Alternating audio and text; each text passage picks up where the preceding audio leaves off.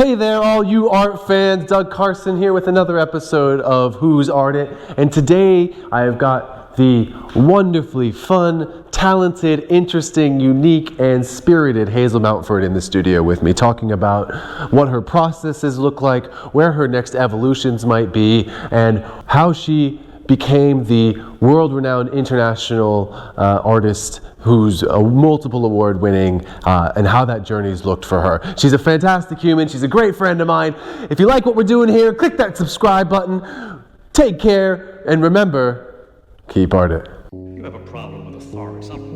Somehow the rules do not apply to you. You believe that you are special. Hello, and welcome to Who's Art It? I'm Doug Carson, and I have with me today one of the most talented artists I have ever met, and I'm absolutely thrilled to death to have her on the show. Please welcome Hazel Mountford!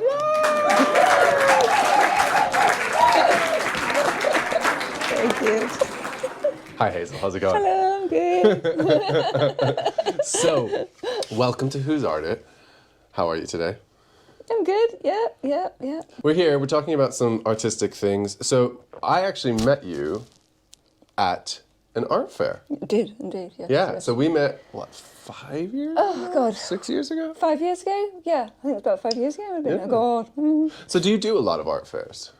Not artist art fairs, but basically my gallery takes my work to art fairs around the country and, well, mostly London, and also to New York and Singapore and Hong Kong. So I don't get to go with them, but yeah. Yeah, I think a lot of people who watch either haven't been to many big art fairs or and almost definitely haven't participated. So why don't you tell us a bit what that experience is like? Participating is fantastic. Because I used to be in a studios where we used to have open studios. The ones I'm in now don't do that, and it's meeting the public is absolutely amazing. I mean, just when you are talking about your work and somebody gets it, and there's buzz, the bounce between you two when you're just talking. It's so exciting, and when people come around art fairs. You know, you're wanting to make it a good experience for them. You know, you want them to enjoy it. They've come out and you want to basically share your love with them.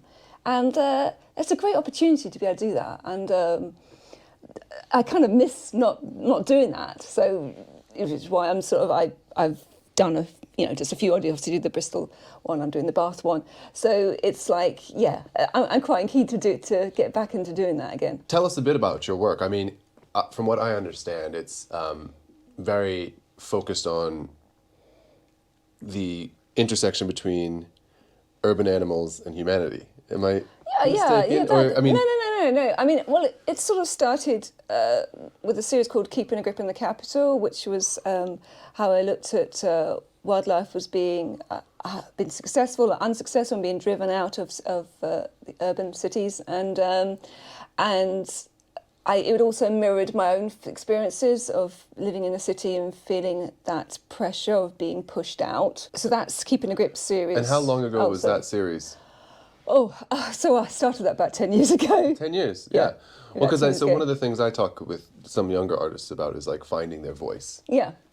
So what were you doing before you kind of found that series? So I was doing mural painting. Okay.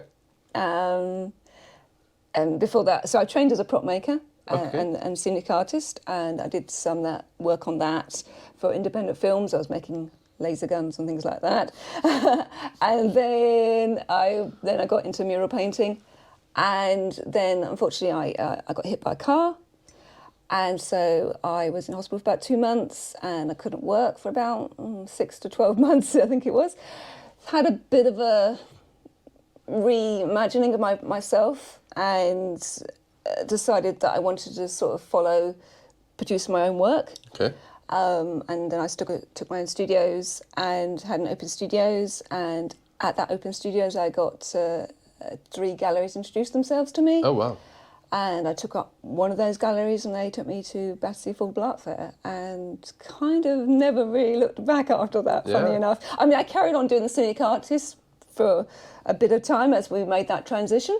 But I think it was the following year I won the BBC Wildlife Artist of the Year British Mammals, and then they took my work to the gallery took my work to Toronto. So that was the first international show I had, and that's the point when my brain just went this massive shift. It was this weird buzzing in my head where I suddenly thought, wait a minute, this is all change. If I want it to, I can pursue this now. Well, that's really exciting. Yeah, it was really a bizarre time. Well, I mean, it's always nice to hear about people who have that journey into the art world. I was actually thinking about it, where you need someone within the institutions to kind of come and say, well, I want your work in my space. Because one of the best bits of advice I ever got was, don't try to go to the art world, make the art world come to you.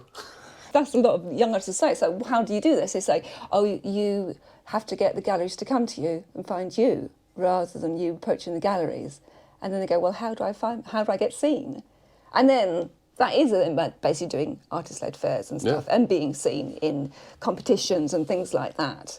So do you still feel really inspired by the current body of work you're doing? I mean, I know you do a lot of commissions as well, or does it, you've said you've been doing it for about 10 years. Does it feel like work now, or does it feel like something you're still thrilled to go in and make these animal It's work portraits? as well, of course. It's the both, isn't it? Isn't it the both worlds? I mean, of course, as soon as you make any of these things your love, your job, you're always going to have that love-hate element going on because it changes. I mean, it does change because you have to think.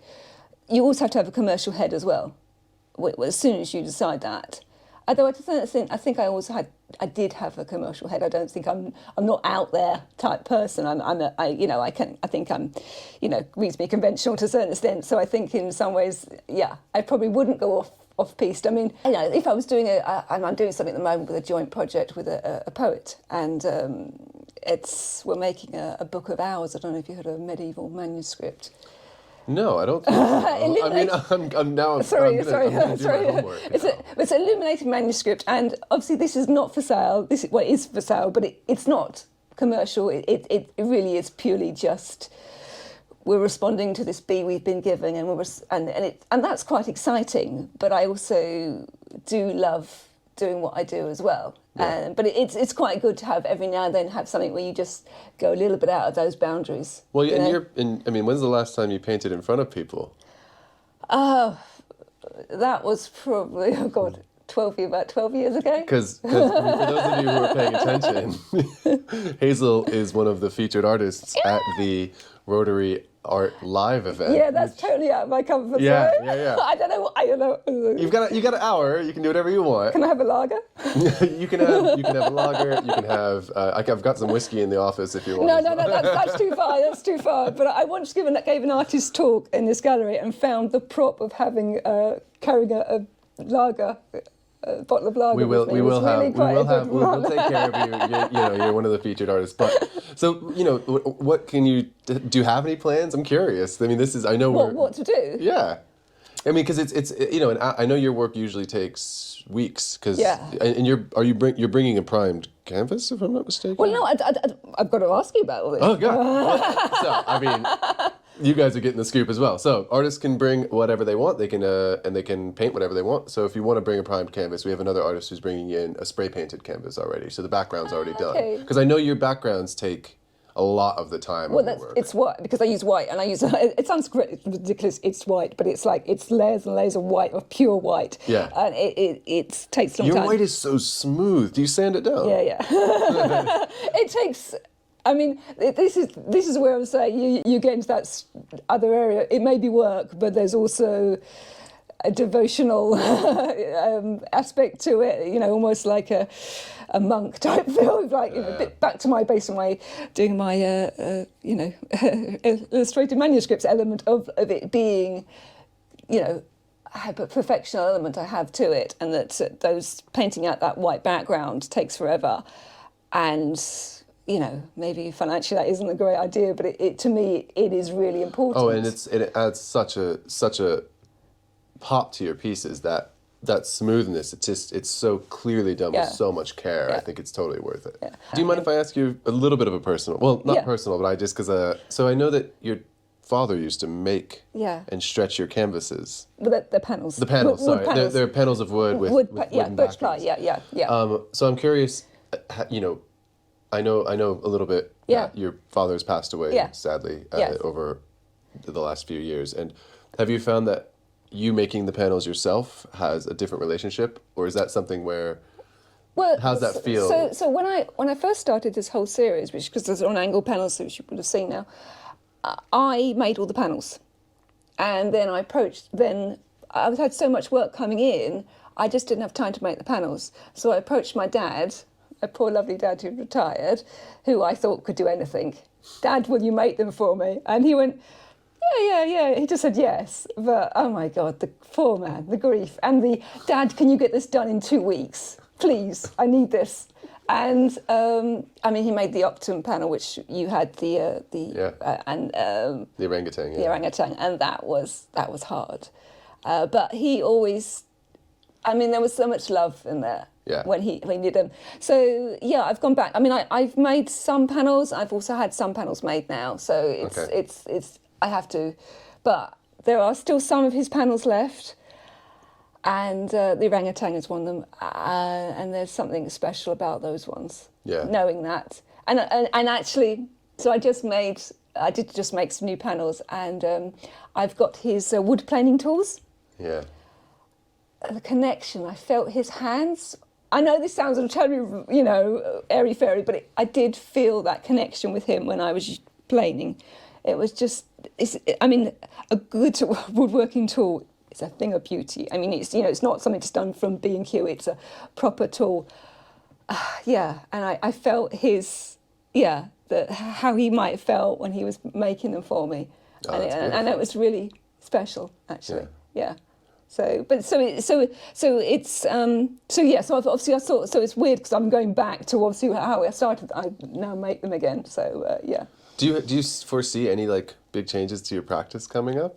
I mean, I'm curious because it's one of those things where once you have a gallery relationship, once you have kind of this reputation, it's hard to shift sometimes. Yeah, it's hard to shift. Have you had any kind of desires to be like, you know what, I want to do something completely different and I'm going to try to push my gallery into showing it kind of thing? Well, I did start the Masquerade Paintings, which was quite different, which was the animals were wearing the masks of their predator or prey, and it was all about the chaos of that nature is in, and the natural order has been unbalanced and it has been reversed. And it kind of felt how I felt the world was. We've got the people who are in charge, who shouldn't be in charge, who are the least capable of being in charge, and so that's why I wanted to sort of show within the animal world this whole uprootedness, and if you basically, and then the idea was once you wore the mask, you become the mask. So then you've got the animal being both the predator and the prey. Oh, amazing. And then the next step would be, would you want to taste your own self? So it's like this whole idea of the world eating itself. So that's a project. I haven't got any gallery, hadn't had gallery interest. I haven't pushed it really with the galleries either, though. I'm a bit scared actually because it's quite a different way. It'll be a different way of doing things. And once again, obviously, we are very much within the art world element of, because it would be taken that old master style and stuff like that. But I just wanted to play with that idea. Well, it also sounds like your process around sanding the canvases, getting the white down would be a bit different for this one as well. Oh, yeah, these really black and these dark. Yeah, that's a whole different process too. I mean, I can see why that's scary. That's like, whenever you go into like the unknown like that, it's intimidating. And I think it's going to be, some young people out there might be like, oh, even, artists, it stays scary. Like, it doesn't not get scary just because you're making your career full-time painting or doing art. It's still like, it's still like, it's still hard. It's hard. I mean, the thing is, what I'm doing now is keeping with the white series is it's all about whenever I do any pictures, it's like creating the poses and, trying to get the anatomical structure correct.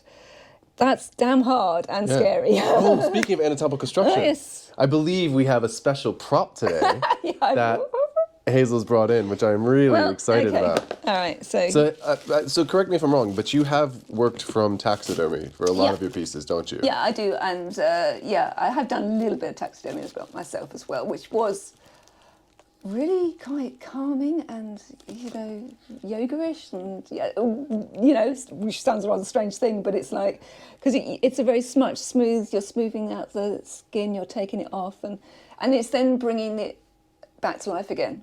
It was all ethically done when I was doing it, but it's an interesting process. But anyway, so this, so people bring me things.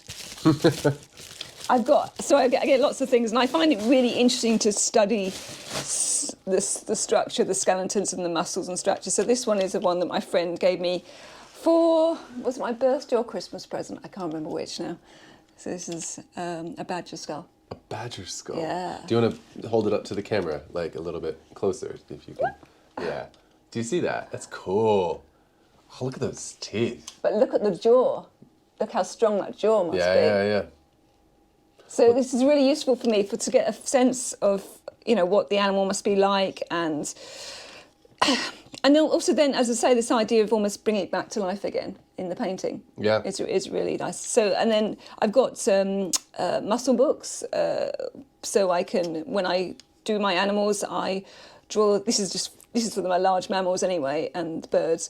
I draw the skeleton out, and then I put the muscles over the top, and then I put the skin layer at the top as a drawing. So then when I'm painting, I can try and understand what the form is doing, and the fur direction is kind of related to the muscles direction and stuff like that. So it's really good for getting a 3D feel, because I'm really into trying to get a feel of the animal in your room. Yeah. So that they really have a 3D feel. I think the one that caught my eye when I saw it was the fox, like climbing up the wall of the painting. Yeah. I've always just loved I that. love doing the foxes, and it's one of my favourites because they're such a successful species. Yeah. And I love the fact that they're basically, in some ways like us, they're so adaptable. Yeah. And so my paintings have got more and more, they get more and more cheeky, they've got more and more, just getting into our space. So I think we've had a really good chat. I'd love to Yeah. ask you the three of our questions. Oh. So if you could meet any artist, living or dead, who would you want to meet? Describe their work. She does, it's taxidermy, and she does tiny, she makes these little fairies, they're like little skeletons. Amazing. And they ride on yeah, I know what backs you're of talking about. bees. Yes. Oh, what is Please, her name? remember the name. Have you got your phone? Oh no, my phone's recording. Oh, no. I know what you're talking I about. know, we can put it up. Yeah. Also, God, no, it's not Kate, is Kate McGuire? Who does she does the wings, with sculpture with, with like is it real Kate, feathers, is it isn't Kate McGuire? Oh God, I should have known. like real I feathers, won isn't it? won a competition to rip, and I got her book from Instagram. Fantastic lady. I read about her stuff. But yeah, she does these sculptures, these swirling sculptures out of feathers. And if you could live in any time period, what period would you want to live in? Any? I think we're pretty damn good now. Yeah, that's where I'm at with it too. But different people are like, I wish I could live in medieval times. Or... No, maybe I would say maybe about 5 years before, so we're done going to COVID.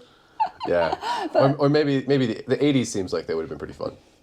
Yeah, but then see, the problem was, if I'm now basically being me back then and being an artist, the commercial art world had not established itself. I mean, it really was, that started coming in the 90s, really, where suddenly the galleries and the art fairs started. And well, that was commercial art was, Frieze, Gagosian, and Saatchi, pretty much. Yeah, but that was the higher end. So, but I guess that filtered down. People were like, oh, you can make money that way. Yeah, but it wasn't just that. But it wasn't just that. It's the fact that people felt that art was for them. Yeah. And that they could become their own collectors, and that was a good thing. And then they realised that how much it meant, could they could bring to their lives. Yeah. And I think that's the problem. Is that's as an artist for now, I'm really lucky to be living in that change. I think. Right, and then the last question: favorite band. Oh, favourite band. Oh God. I think bands tell a lot about people. My Chemical Romance. My Chemical Romance. You heard it here, folks. Right. Oh, So, God. I really want to thank you for coming out to the show. Had a fantastic discussion. Hazel's work's really fantastic. Which gallery? Quantum Art. Quantum Art. Quantum Art represents Hazel's work, so if you want to find... Yeah, I'm showing it back to the Affordable Art Fair. If you like this footage, then please like, subscribe, click on the follow button. Stuff will be around here somewhere. This has been Hazel Mountford, and thank you for joining us on today's episode of Who's Art It? You have a problem with authority. Somehow the rules do not apply to you. You believe that you are special. You have a problem with authority. Somehow the rules do not apply to you. You believe that you are special. You have a problem with authority. Somehow the rules do not apply to you. You believe that you are special. You have a problem with authority.